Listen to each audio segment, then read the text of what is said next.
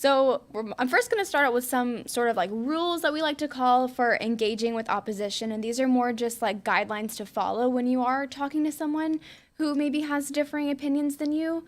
So the first one is body language, right? If you are in a conversation with someone, with really anyone at all, but especially with someone who doesn't agree with your message, you want them to know that you are fully present, you're listening to what they have to say, and you care about it.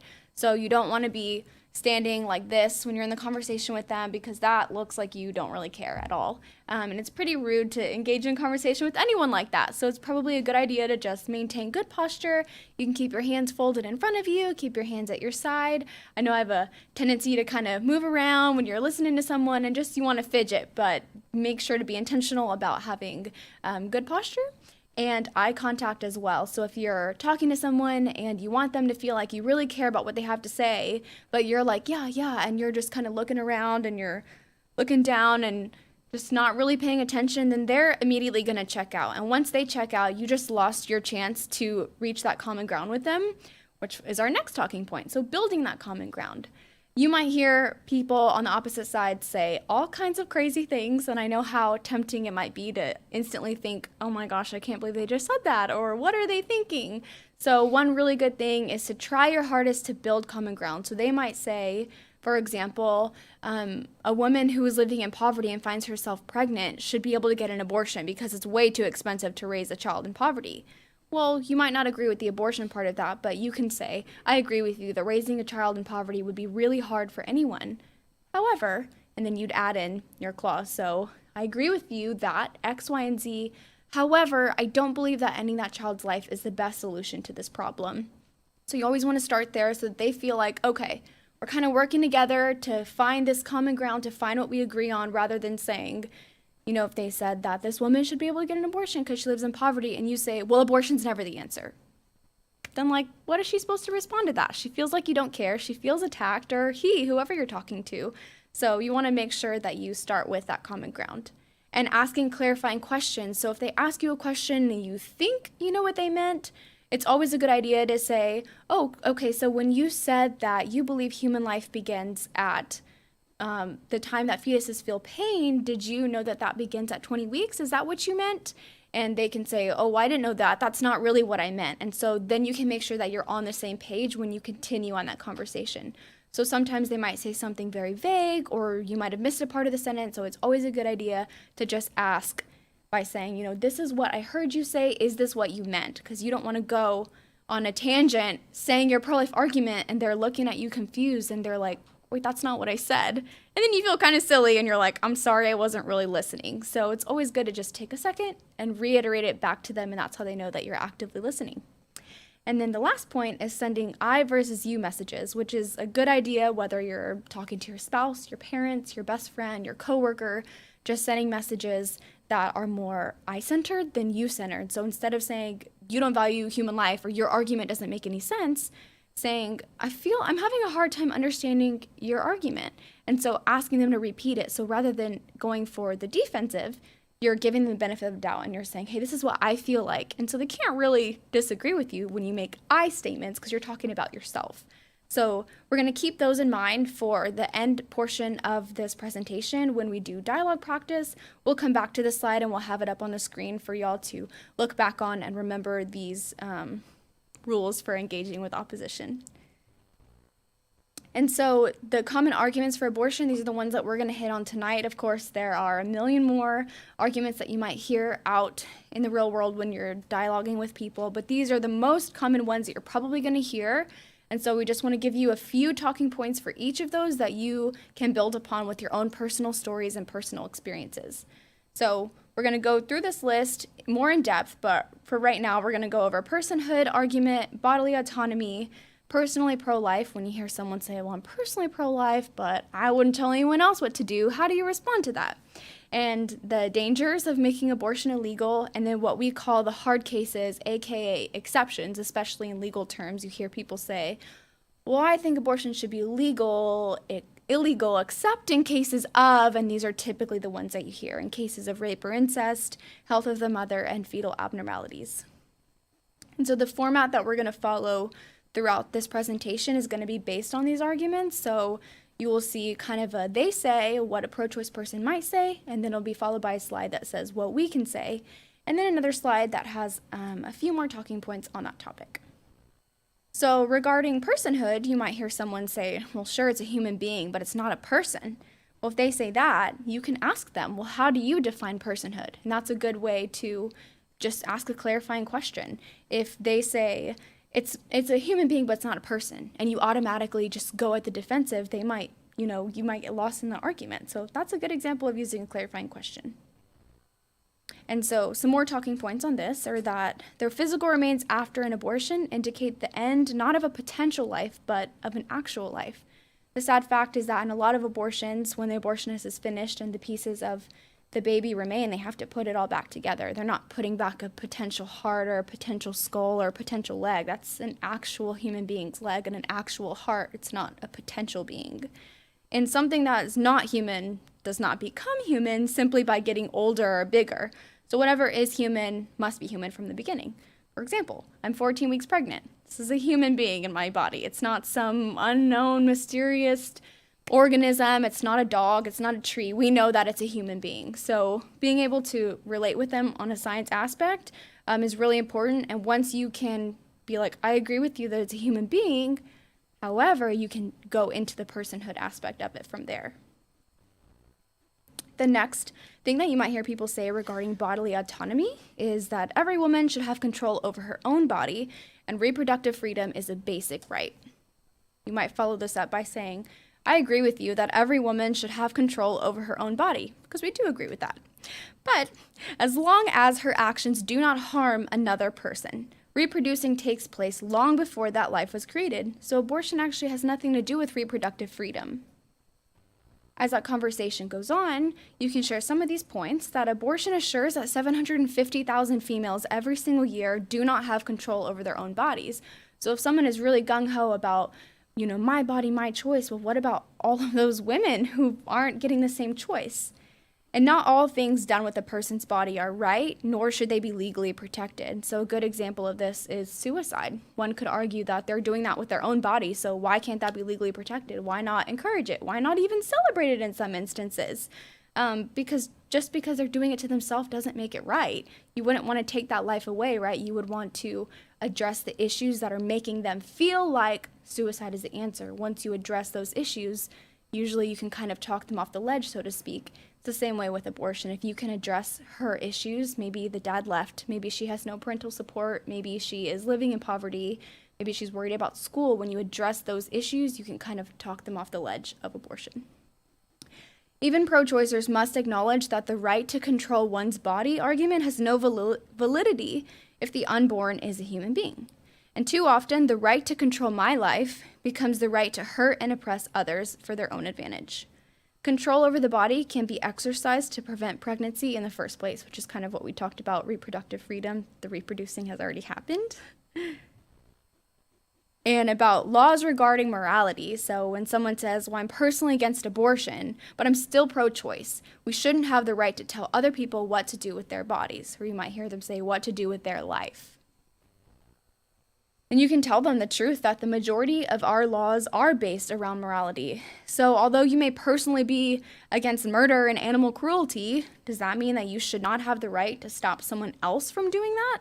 No, obviously that's silly. So ask the person, for what reasons are you personally against abortion? And if they tell you, I'm personally against abortion because I personally believe it's murder, well, then that would be the same case for the other woman that they're saying abortion should be legal. If it's murder for you, then it's still murder for them. So you can build that argument. And to be pro-choice about abortion is to be pro-abortion. Some people say, well, I'm not pro-abortion, I'm just pro-choice. Well, that's like saying, I'm not pro-slavery, I'm just pro-choice to have slaves. The two can't go hand in hand.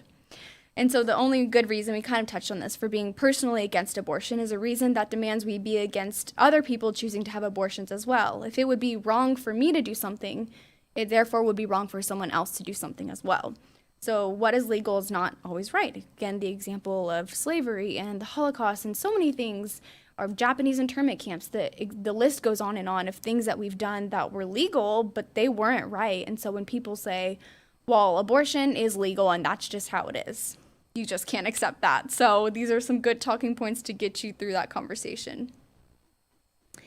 And what you might hear a pro-choice person say, sorry, I got stumbled up, about the dangers of making abortion illegal. They might say, well, if abortion is made illegal, then tens of thousands of women are going to die from back alley and clothes hanger abortions, which is simply not true. So you can tell them, if abortion is made illegal, women are going to seek abortions from former abortionists or who use medical equipment, and abortions are not going to take place in alleyways. And we'll look at some quotes about that now. So for decades prior to its legalization, even before 1973 when Roe v. Wade legalized abortion and Doe v. Bolton made it possible through all 9 months of pregnancy, 90% of abortions even then were done by physicians in their offices, not in back alleys. And it's not true that tens of thousands of women were dying from illegal abortions before they were legal. Regarding this point, Dr. Bernard Nathanson, he is the co-founder of NARAL, the National Abortion Rights Action League, and he even admitted that he and other abortion industry workers invented figures. They just completely made up the statistic that tens of thousands of women were dying because they wanted to get abortion legalized. And so they did this in order to win public sympathy, because when you hear that tens of thousands of women are dying, obviously that creates this urge, this need in you to want to help them. Then you realize that that's just simply not true, and they made that up. And for point number 3, we must not legalize procedures that kill the innocent just to make the killing process less hazardous. You took this claim and you compared it to, I don't know, rape or maybe sex trafficking, right? You wouldn't say like, oh yeah, I mean, sex trafficking is really bad, but at least if we legalize it, it'll be cleaner and safer, because then women will have cleaner hotel rooms and they'll have more access to healthcare, and we can background check the men. Like, that all sounds absolutely ridiculous. You're not solving the problem of sex trafficking. If anything, you're encouraging it. So we shouldn't legalize abortion because, well, it's going to be really bad if we don't. And the central horror of legal abortion, the fact that an innocent human life is being killed, still remains the central horror of illegal abortion. And that's what we are fighting for. And so now we're going to go into what we called, again, the hard cases or the exceptions, rape and incest, the health of the mother, and fetal abnormalities. So in the case of rape, someone might say, well, rape is already so traumatic. Why should we force a woman who was raped to carry her rapist child? And the most important part about this argument is that there's extreme trauma that has happened. And so it's so important to build that common ground, but more so than just trying to strategize, like, how am I going to win this argument? Like, this is a person that either maybe was assaulted or knows somebody who was assaulted. So you always want to meet them with sympathy, especially if this person discloses to you, like, well, I was raped and I got pregnant from it and I chose an abortion. You're not going to be like, well, the abortion was wrong, you shouldn't have done it. No, that's awful. That's like the worst thing you can say. The first thing you should say is, I'm so sorry that happened to you. Are you okay? Have you sought counseling? Is there anything I can do to help you?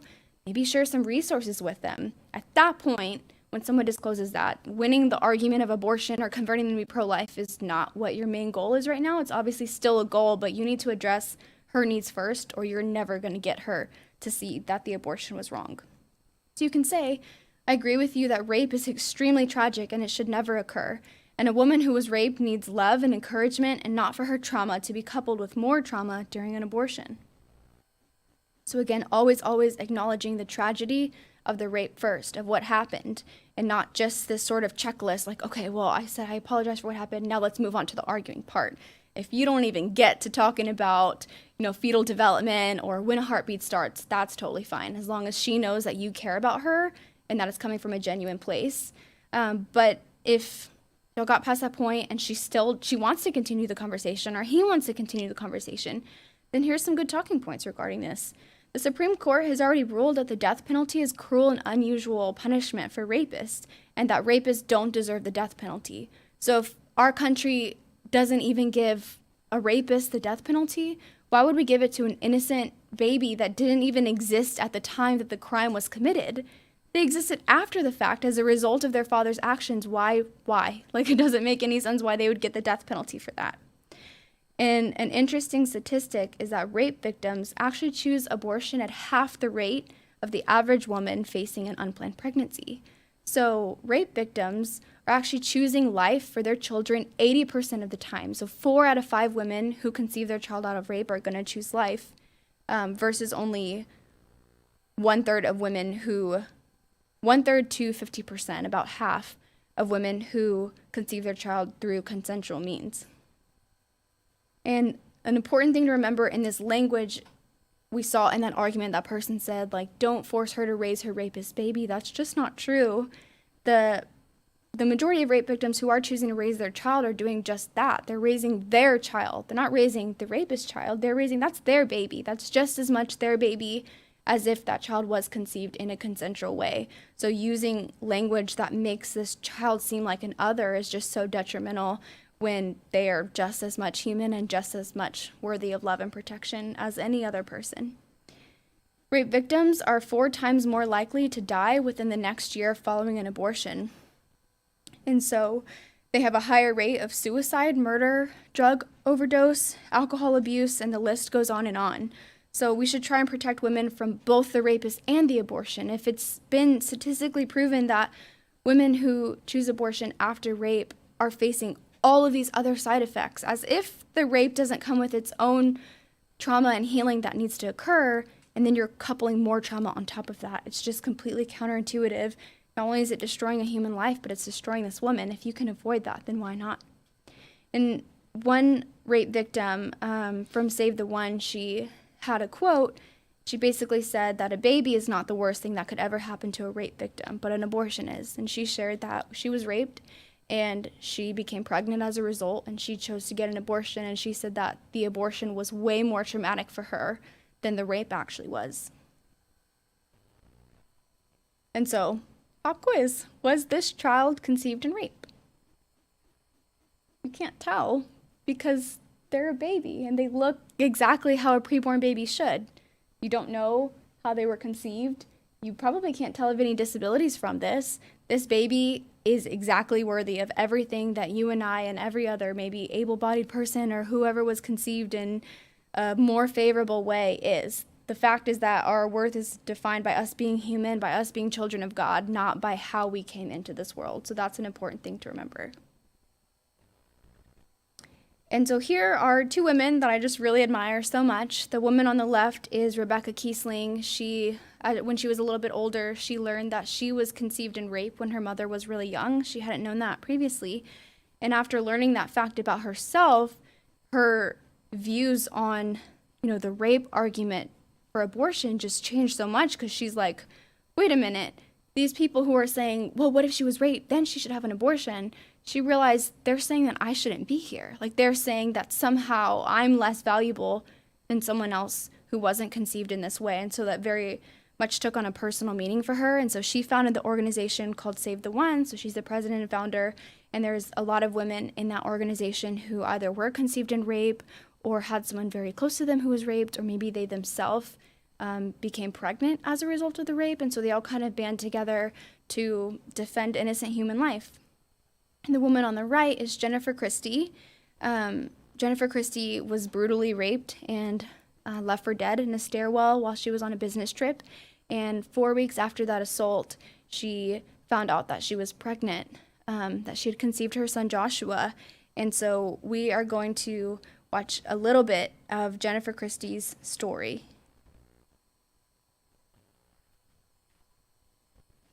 My name is Jennifer Christie Brierly. 4 years ago, I was brutally attacked in a hotel room, beaten, tortured, and raped, my body thrown in a stairwell. I'm not here tonight to represent crime victims. I'm here tonight to represent the 32,000 women a year who become pregnant after rape, and the 75% of us who give our children life. I'm part of a global organization called Save the One. Save the One is mothers from rape, children, adult children who are conceived in rape. And it's this people group who I'm talking about, the conceived in rape, who are targeted, it seems, for eradication. This doesn't make sense to me, because the Supreme Court has already decided that for a rapist to be punished with death is considered cruel and unusual punishment. And yet somehow we are okay with killing the children who were not even in existence at the time the crime was committed. I'm here tonight to bear witness to the lies that I heard and the lies that I was told, that if you just abort, everything will be okay and you'll forget. If you just abort, then you can move on. There's no forgetting. No woman is ever going to forget what happened to her. I've been told so many times that if you just had an abortion, you won't always have this reminder hanging over your head, this reminder. Is my son a reminder? He absolutely is. My son is a reminder every day that as women, we can rise above our circumstances. My son is a reminder that love is always stronger than hate, and that who we are as human beings is not determined by how we were conceived.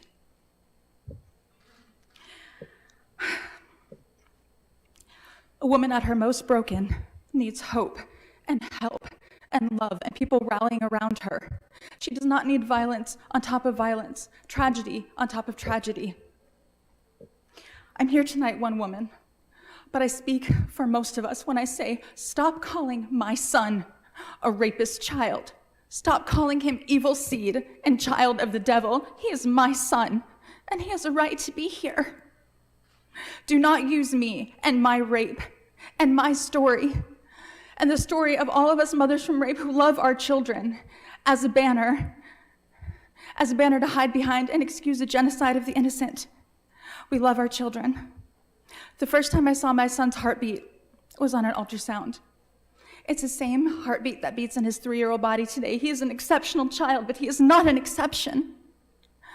I beg you to think of this. The heart that beats in my son, the heart that beat in him at 4 weeks is the heart that beats in him at 3, it's the heart that will beat in him at 30. It loves and it hurts and it feels just like mine and just like yours. I beg you not to stop it. Thank you. Thank you. Next. So if y'all have time after this, I would strongly encourage you to look up Jennifer Christie and watch her entire testimony. It is so beautiful. The way that her husband just really loved her and supported her through all of it. And he shares about his own healing process. But they share a lot about their son, Joshua. And they already had, I believe, 3 other children before that, and they thought that they were done having children. And then Joshua came along, and so they share a lot about how their other kids just embraced him and love him, and he's like the glue that like brought their family together. And it's really, really beautiful story. So again, her name is Jennifer Christie, and I would encourage y'all to look up her story. And so the next part of these exceptions arguments is regarding health of the mother. So if a pro-choice person might say, well, what about a woman whose life is threatened by pregnancy or childbirth?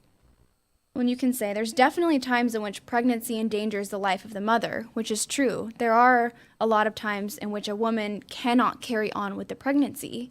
But there's never a time in which killing the preborn child is the solution to this problem. So you can terminate a pregnancy without intentionally terminating the life of her child. And we're going to hear from a former abortionist. His name is Anthony Levatino in a little bit, and he's going to talk a lot more on this. He's now a pro-life OB-GYN, so that's the good news of the story. But he's awesome too. So a few more talking points about this is that it's an extremely rare case when abortion is required to save the woman's life.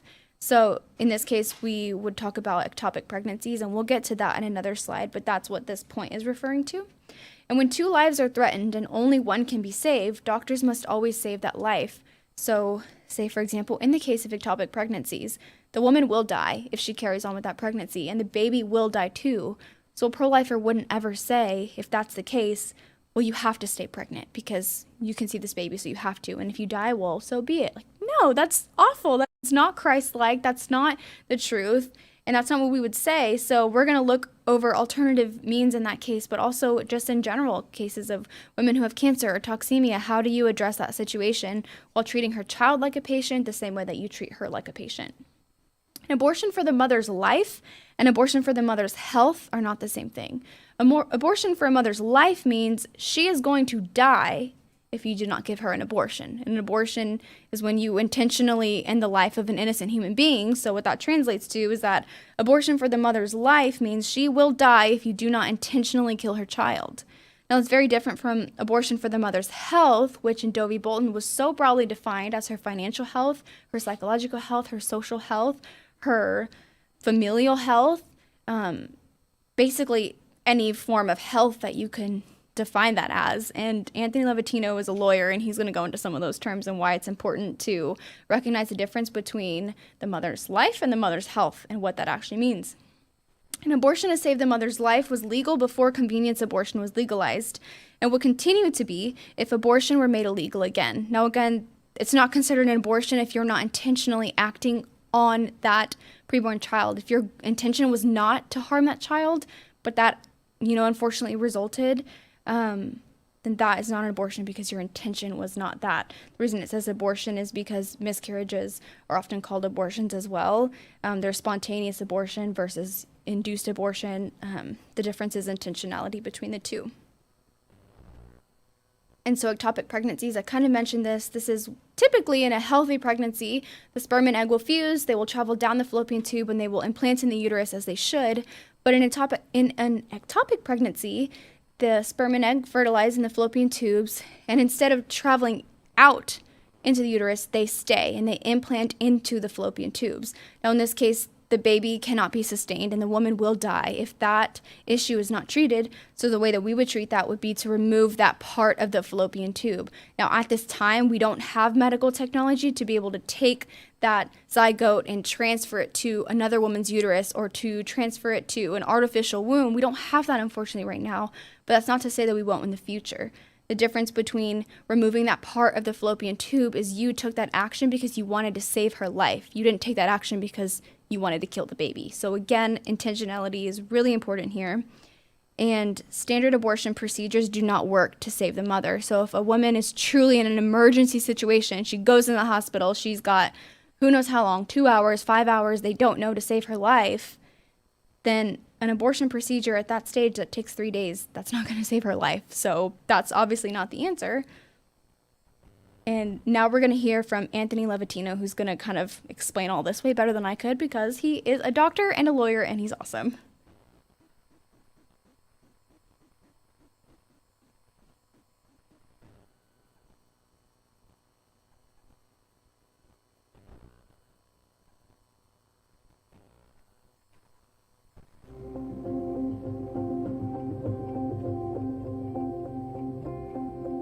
One of the biggest arguments of pro-abortion activists is that abortion is medically necessary.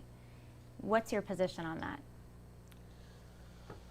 We hear all the time how abortion, including especially late-term abortion, is necessary to save women's lives. Nothing could be further from the truth. I spent 9 years working at a tertiary medical center. I mean, there are only certain hospitals in the country that are designated to take care of the really, really high-risk pregnancies.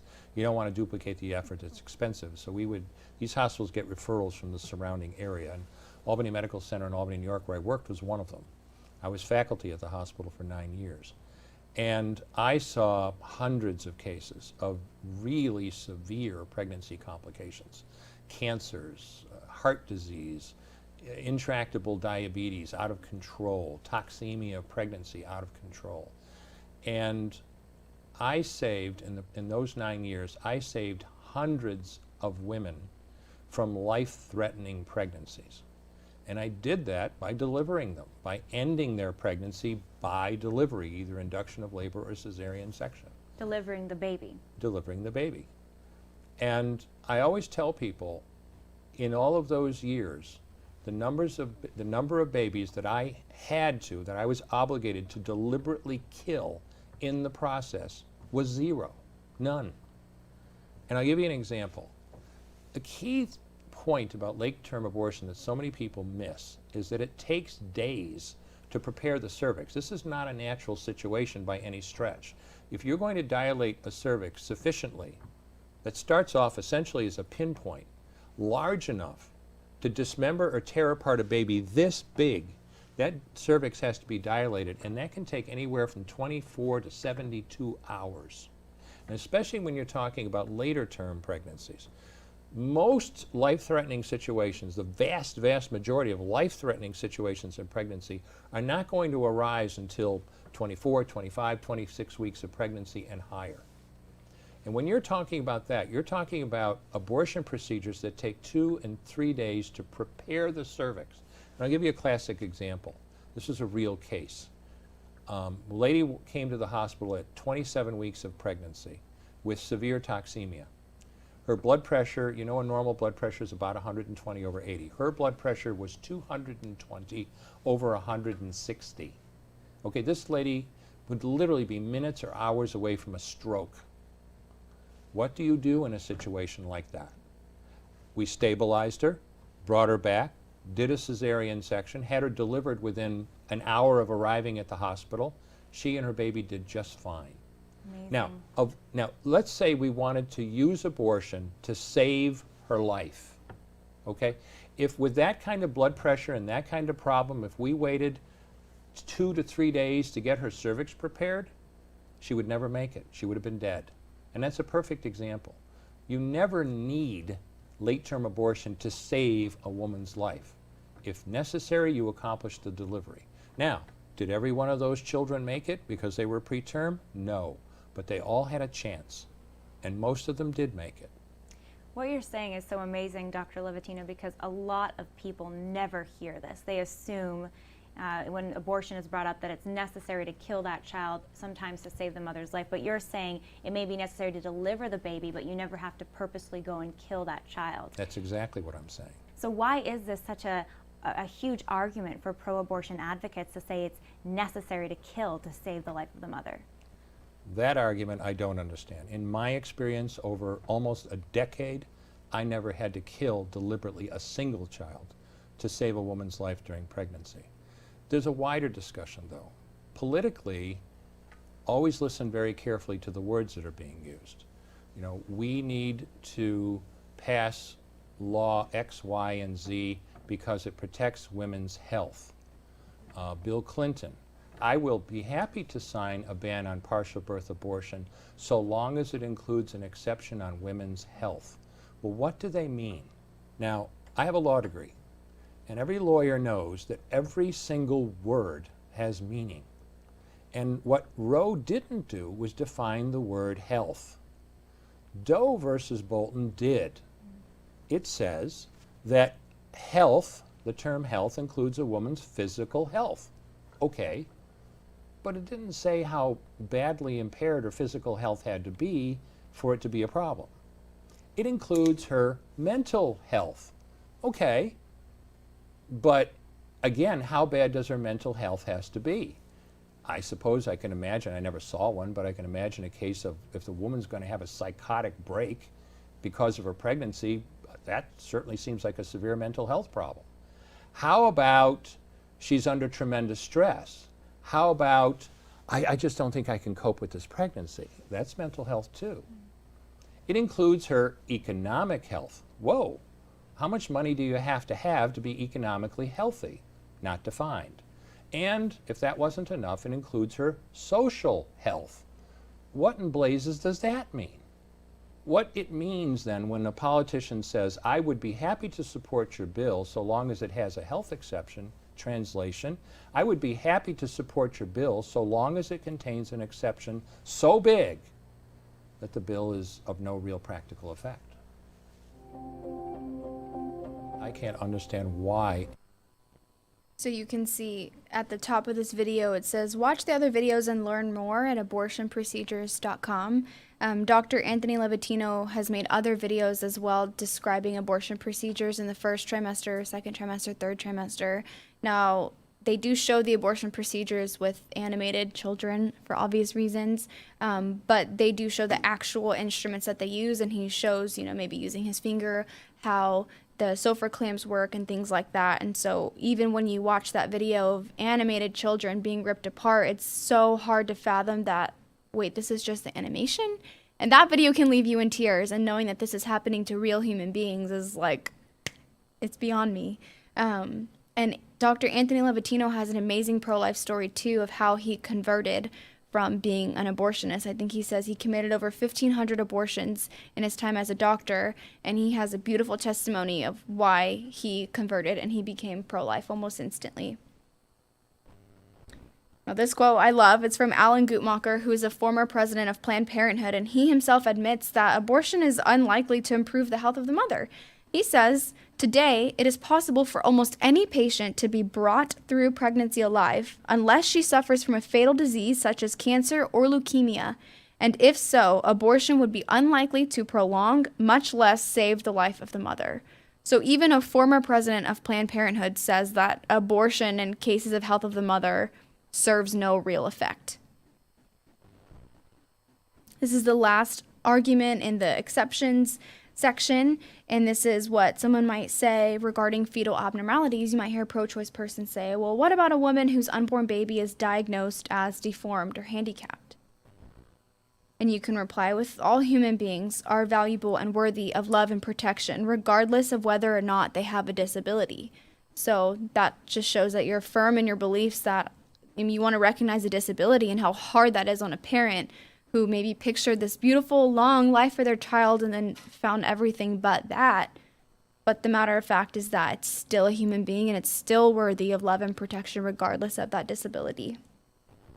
Some more talking points on this are that the doctor's diagnosis can be wrong. How many times have we heard of a doctor giving a diagnosis that your baby is going to have X, Y, or Z, and it's just not true? That baby is born perfectly healthy and happy, or the child's deformity is often minor. They might tell you, your child will never walk, they'll never talk, they'll be a vegetable their whole life, and they're born and maybe they do have some health issues, but it's very far from what the doctor said. A medical test for deformity may cause just as many problems as they detect. So something offered to women at my stage of pregnancy is something called an amniocentesis. And so they'll go in and they'll check for all of these fetal abnormalities. But the amniocentesis itself increases your risk of miscarriage by so much that so many women don't even take the test. So kind of weighing the pros and cons of that. And the truth is that handicapped children are not social liabilities. They're not something that we should look down on or just look at them like they're less than. And able-bodied people are not always social assets. I'm sure we can think of a few examples of people who are perfectly able-bodied and who we feel like are not contributing as much as they could to society for one reason or another. Using dehumanizing language may change the way that we think about people with disabilities, but that doesn't actually change the child's nature or value. So when you use terms like vegetable, that you're not actually describing the person. They're not a literal vegetable. You're comparing them to a vegetable to make it seem like they are as little worth as a vegetable. And the adverse psychological effects of abortion are significantly more traumatic for women who choose abortion because of deformity. So a woman who aborts because of this prenatal diagnosis compared to a woman who aborted for any other reason would suffer more adverse psychological effects. And the arguments for killing a handicapped unborn child are valid only if they also apply to killing born people who are handicapped. So if your justification for allowing abortion is that, this child will never walk and they'll never talk, well, ask them, if not walking and not talking is so bad, should we just kill everyone who's already been born who can't walk and talk? No. And why not? Because they are human beings worthy of love and protection, just as the preborn are. So anything that they say for any reason, if they say, the child's going to grow up in poverty or the child's going to grow up deaf or whatever the reason, we wouldn't kill people who are already born, who are living in those same circumstances, so why do we do it to the preborn? And on this slide, I want to talk a little bit about the Brookwood community. We take our scholarship recipients there every year in their second year of training. It's an on-site living community for people with disabilities. This place creates jobs for people with special needs and disabled adults, including people with autism spectrum disorder, intellectual disabilities, developmental disabilities, traumatic brain injury, dual diagnosis, or aging care needs. And so these residents live on site. And the purpose of Brookwood is so that these residents can acquire meaningful job skills and hold real job within the Brookwood community. And they can experience the pride that accompanies the ability to contribute to one's support. And they can grow socially, emotionally, and spiritually. And so at Brookwood, you can see on the left photo is their garden center. And so all of the flowers and everything that they grow there was grown by the residents there. And then on the right side is, I believe that's their store or their restaurant. They have both. They have both the store and a restaurant that you can go. And the servers there, all of the chefs in the kitchen, everything made at their store was made on site by members of that community. So it's a really great way to go if you want to take your family and take a tour there, if you want to volunteer for a day, or even if you're just looking for a great local business, you could say, to support, I think going out to Brookwood community, even just to grab a bite to eat, will change your life and make you think so differently and realize the possibilities that are out there.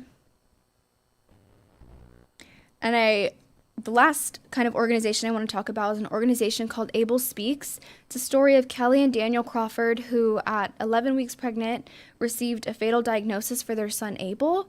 And so their testimony video kind of talks through what that looked like to receive that diagnosis. And the purpose of Able Speaks organization is to help other families who receive that news get through that, and what are the resources available to them, the emotional, the physical, the financial resources of overcoming that. And so Able Speaks is a Christian organization, and these are what they value. They believe that every life is created by God with a plan and a purpose. They believe comfort can always be found in Christ and community, that our pain is never pointless, and joy can coexist with suffering, that God knows our days and that each one of them is a gift, and that through Christ we can live with a redemptive, eternal perspective, and that death is not the end of the story, but it's rather the beginning of our eternal life with Jesus. So here's a video of a little bit of their testimony and then short snippets of other families that they have helped as well.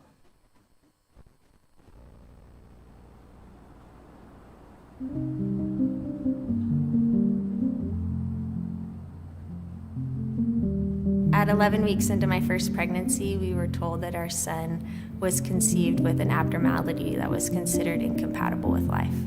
It was difficult to reconcile seeing our son's heartbeat and seeing him move around on sonogram and seeing my belly grow while simultaneously being told that he couldn't and wouldn't survive.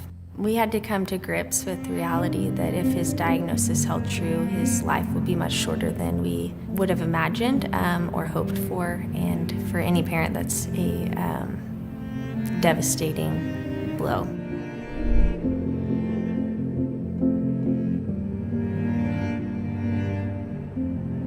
So I was 16 weeks pregnant when we received Ellis's life-limiting diagnosis. I remember being so afraid to love him, afraid to lose him, afraid of him. I remember sitting in the doctor's office and her rattling off all the different things that were wrong with him. And I just cried thinking about my dreams of his life and my expectations of his life slipping away. So we found out we were having a girl, and that our little girl had a genetic disorder that was believed to be incompatible with life.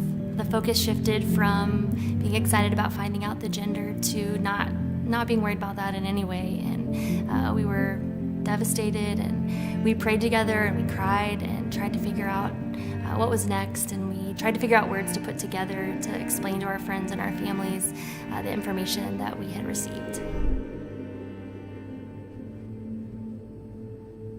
We decided that if our son's death was impending, we would not be the one to set that date. So rather than giving our little boy an abortion, we gave him a name, and Abel Paul Crawford's journey on earth continued.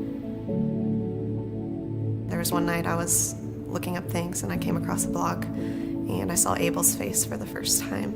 It was the first time that I wasn't afraid of Ellis. I saw a beautiful little boy and the hope that you can carry alongside that grief.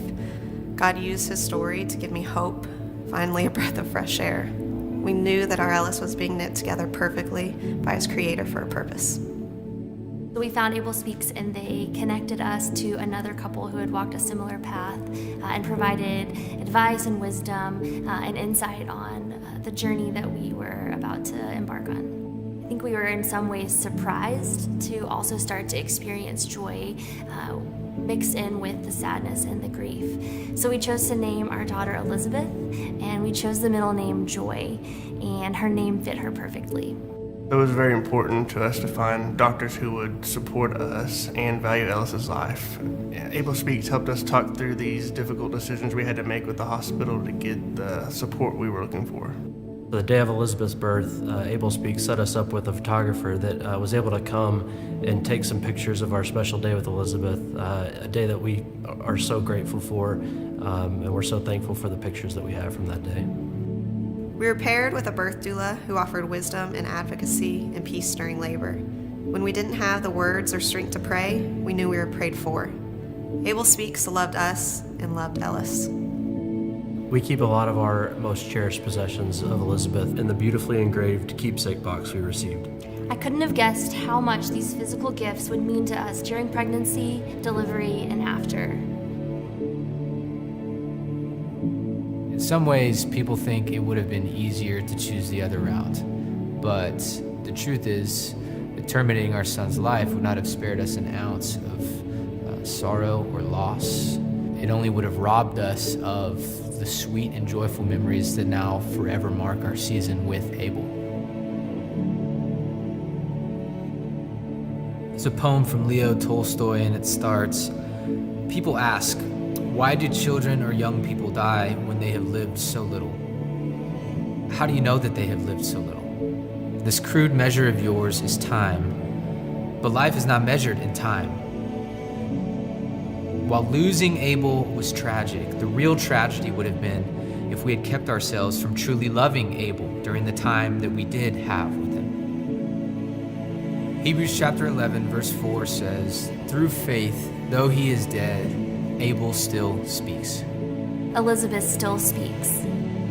Ellis still speaks. Joy and sorrow are not mutually exclusive. The journey for any family in our situation will be difficult, and it will be worth it. We can choose to see every child's life as a gift. No matter the circumstances. And we don't have to do it alone.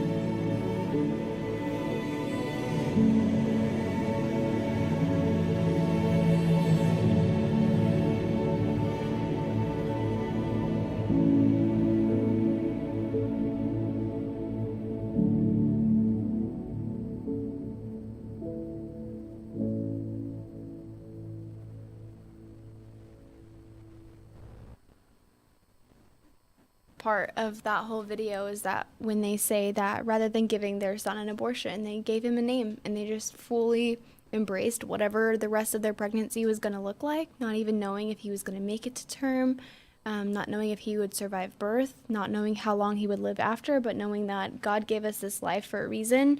I don't know how many days we're going to have with our son, but we're going to cherish as many as we can get, and just really embodying what it looks like to be believers in Christ and to just fully put our faith into him, even if we don't know what that looks like, even if we're hurting, just knowing that there's something greater out there for all of us and for every single life that God intentionally sends here to earth. So that concludes this part of the presentation. I want to see if y'all have any questions. I think Sandra has some. Feel free to submit them to the number on the tabletop, or those online, the number that we gave you in the beginning. Hopefully you can see it on your screen or that you have it written down somewhere. Nice. Awesome. Can we get another round of applause for Sarah? And again, if you have any questions whatsoever, please remember to text them to 833-343-0269. Again, that's 833-343-0269.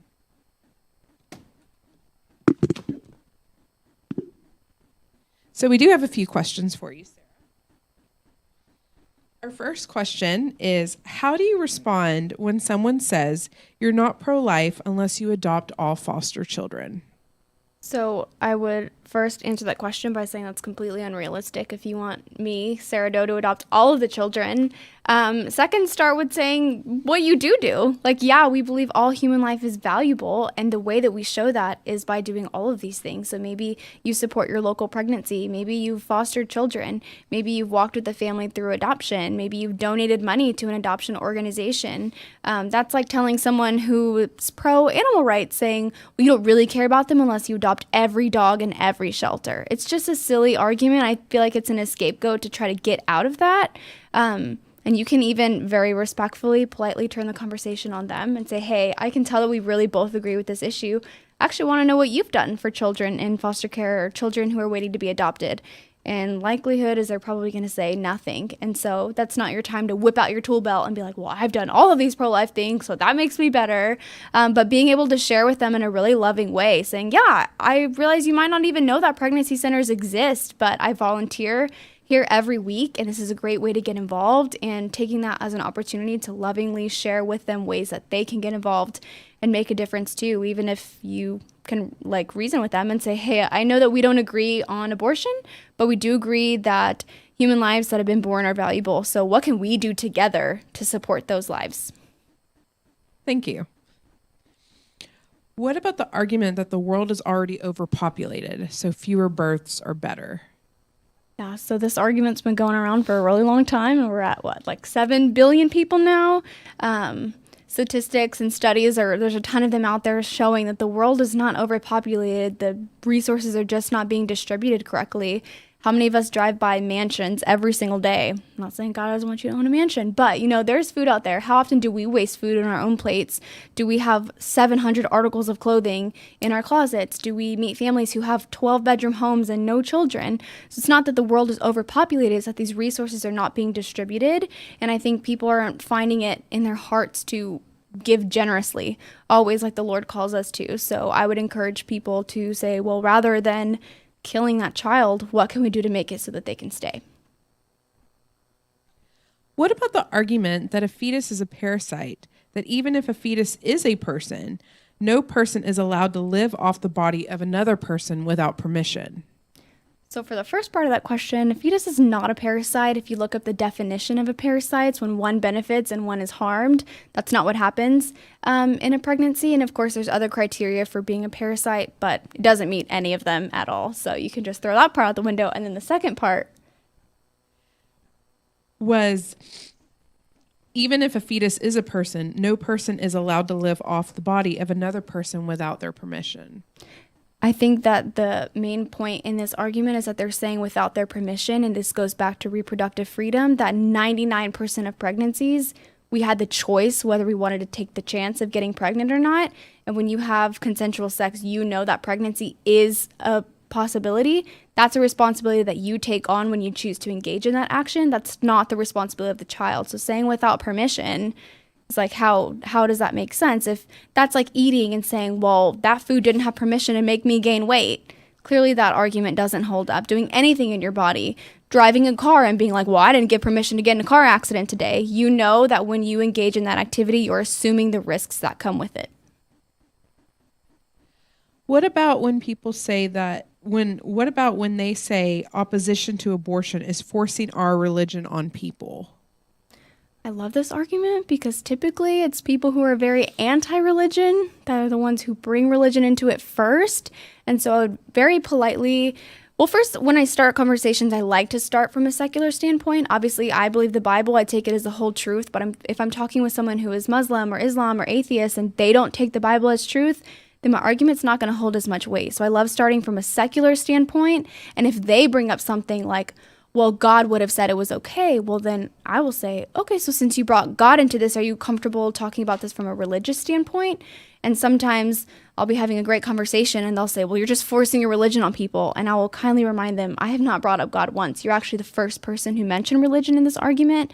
If you want to take the religious route, I'll do that. But it's not fair of you to accuse me of forcing my religion when I haven't even mentioned it at all. And our last question. What about Christians who say abortion is acceptable and claim that the Bible doesn't say anything against abortion? So it's true that the Bible doesn't explicitly say abortion is wrong, but it does explicitly say thou shalt not kill. There's plenty of scripture that talks about us being knit together in our mother's womb. When John was in Jesus' presence, they're both in the womb, and John leapt for joy because he knew that he was in the presence of his Savior.